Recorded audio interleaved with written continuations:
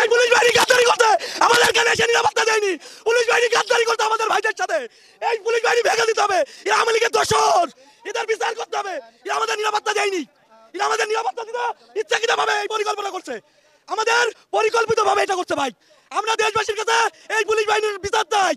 এখানকার পরিস্থিতি যদি আরেকটু জানিয়ে রাখি যে যখন আমরা দুইটার সংবাদ সংযোগে জানাচ্ছিলাম যে গোপালগঞ্জে পথসভা করছে নানা বাধা বিপত্তি পেরিয়ে জাতীয় নাগরিক পার্টির, এই পথসভা শেষ হয়ে তারা যখন গোপালগঞ্জ সদর ছেড়ে শরীয়তপুরের উদ্দেশ্যে রওনা হবেন, বের হবার আগেই কিন্তু সকল প্রবেশ পথে স্থানীয় আওয়ামী লীগ নিষিদ্ধ ছাত্রলীগের নেতাকর্মীরা ইট পাটকেল দেশীয় অস্ত্রশস্ত্র সহ তারা এই জাতীয় নাগরিক পার্টির গাড়িবহরে হামলে পড়ে এবং একই সাথে আমরা সাংবাদিকদের গাড়ি বহরে কিন্তু তারা হামলা করে। আমাদের ৭১ টেলিভিশনের গাড়িতে লক্ষ্য করে তারা ঢিল ছুড়ে এবং আমাদের গাড়ির কাজ ভেঙে যায়। অল্পের জন্য আমি এবং আমার যিনি ক্যামেরা পার্সন রয়েছেন তিনি বেঁচে গিয়েছেন। তবে পরিস্থিতি এখন খুবই খারাপ পরিস্থিতি আমরা লক্ষ্য করছি। বাহিরে যারা রয়েছেন তারা কি অবস্থায় আছেন আমরা জানি না, তবে বেশ কয়েকটি গাড়ি আমরা পুলিশ সুপারের কার্যালয়ে নিরাপদে আসতে পেরেছি।